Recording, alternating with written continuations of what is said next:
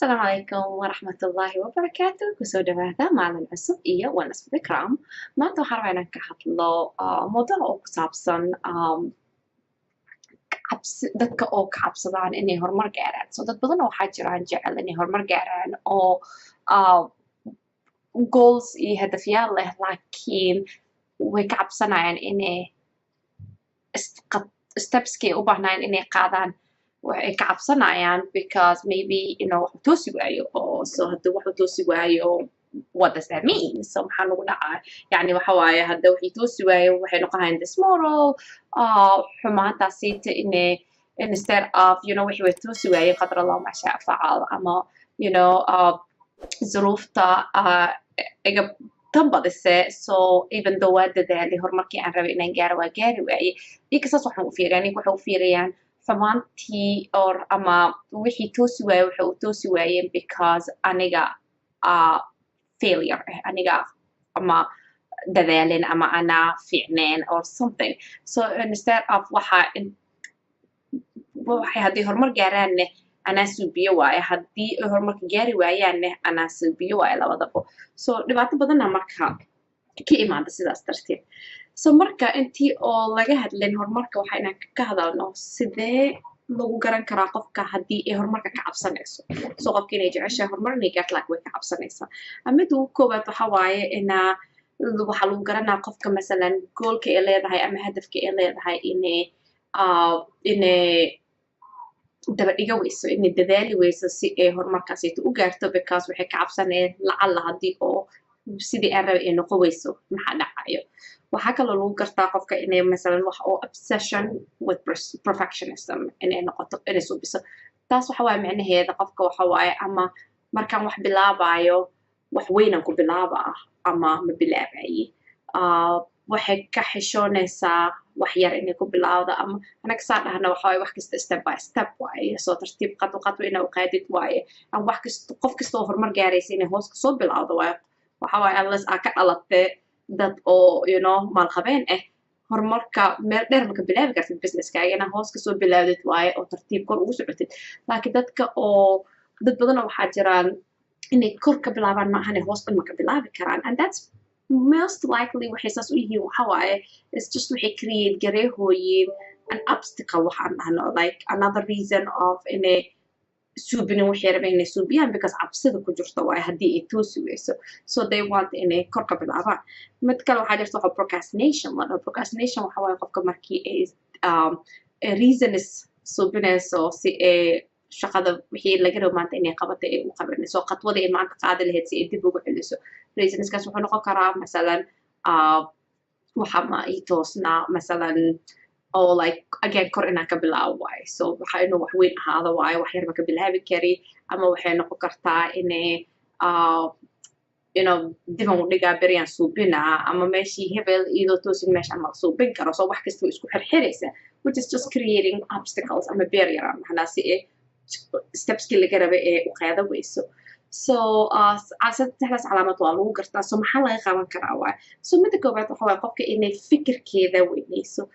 haddii uu wax kuu toosi waayo micnaheeda maaha inaa adig qof xun tahay ama inaa adig dadaalin waxa waaye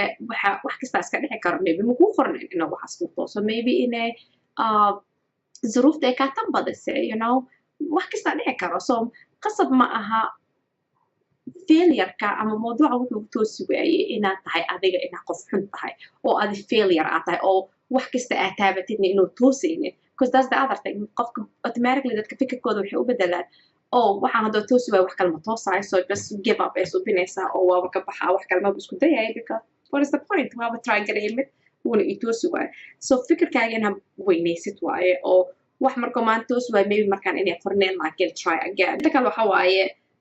inaa ku focus garaysid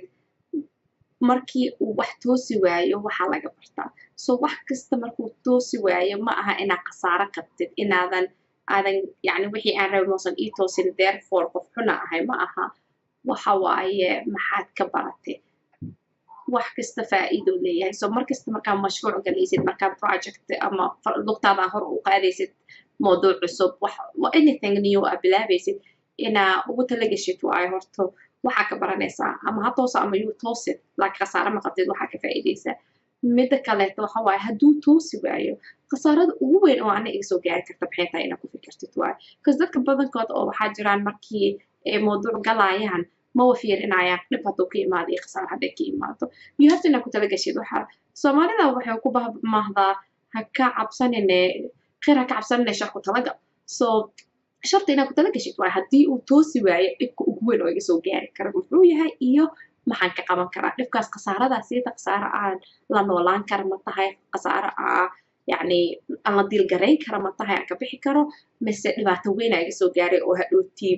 naftayda wax gaarsiisa ama familkayga ama mustaqbalkayga so inaad ku talagashid waa dhibka kaa soo gaari kara muxuu yahay iyo maxaa ka qaban kartaa that way hadday toosto alxamdulilah kaana biha hadday toosinna already waa isku diyaarisay waa soo gurmatay haddii toosi waayo waxaan saanisaana oo la diilgaraynaa dhahday so basically saddexda wax waxa waaye midda koowaad inaa horto fikradaada oo aad ka qabtid failureka ama hadduu wax toosi waayo fikrada aad ka qabtid maxay tahay inaa weynaysid macnaheed maxay tahay haddii waxa toosi waayo what does that mean to you does that mean adi inaa naftaada ka bixisid meesha oo hadduu wax toosi waayo is not because adaa xun ama adaa dadaalin ama adaa istaahilin hadduu wax toosi waayo basically mahaysan qorneen as long as adi dadaashay lan dadka badanaa waxaan dhahaa waxa waaye haddaa subisid 50-50 chance aa leedahay you know inaa wax kuu tooso oo aad ka faa'iidaysatid haddaadan dadaalin laakiin haddaa khadmada qaadan then 0 chance aa leedahay so there is no hope marka always waxa waaye qofka inaad ka fikirtid janskaaga ma qaadanaysaa 50%gaaga mise waa iska dhaafay 0gaaga qaadanaysaa okay so midda kaleeto don't focus on dadka hebel wuu u toosi muxuu anigu ugu toosi waay ha dheheen ha isku barbar dhigin adiga naftaada iyo qof kale naftiisa because dad kala duwanaa tihiin qofkaaseeto wuxuu ugu toosi ilaha og maybe ilaha u fududay maybe different resources of maybe support aad haysan inuu haystay laakiin adina wuxuu kuugu toosi waay because waqtigaaga ma aha so ha ku dhegin hebel wuxuu ugu toosay waxaas hebel waxaa ugu fiicnaado anigu ugu fiicnaa waaye ka faa'iidayso marka mustaqbal wax galaysid mawduuc cusub inaad dhahdid waxaan ka faa'iidaa labada jeerb waa dadaalaa haddii uu ii tooso alxamdulilah hadduu ii toosin waxaan ka baranaa lasan and midda kaleeto ugu dambeysana waxa waaye inaa ku xisaabtantid haddii waxa uu ku toosi waayo waa macnaheeda maxay tahay haddii uu ku toosi waayo sidee oo la macaamilo sidee oo la diilgarayn kartaa so dhibka kaa soo gaari kara muxuu yahay so inaa isku diyaarisid markaa wax cusub bilaabaysid inoo khayrna uu ka imaan karaa sharna uu ka imaan karaa so sharti hadday imaado maxaa suubinaysaa how can you prepare yourself for that as well so basically midda kale ugu dambeynteen waxa waaye ha ka cabsanin inaa horey u socotid waxa waaye qofka haddii maanta dhan haddaad taagnaatid meeshaada waa taagnaahaysaa wax oo isbedelaya malaha laakiin haddaa hal qadwo hore u qaadid horumaraa gaaraysaa an kulli qadwo fiiha barakadeeday leedahay so ha ka cabsanin inaa qadwo qaadid hore qadwo kasta aa qaadid waxay leedahay 50% chance aa qabtaa laakiin haddaa meeshaada taagnaatid maka dhaqaaqaysid an 0 chance waaye and hana ka cabsanin haddii uu wax toosi waayo waxaad ka faa'iideed ma aha khasaare ma ku qabtid faa'iida ku qabta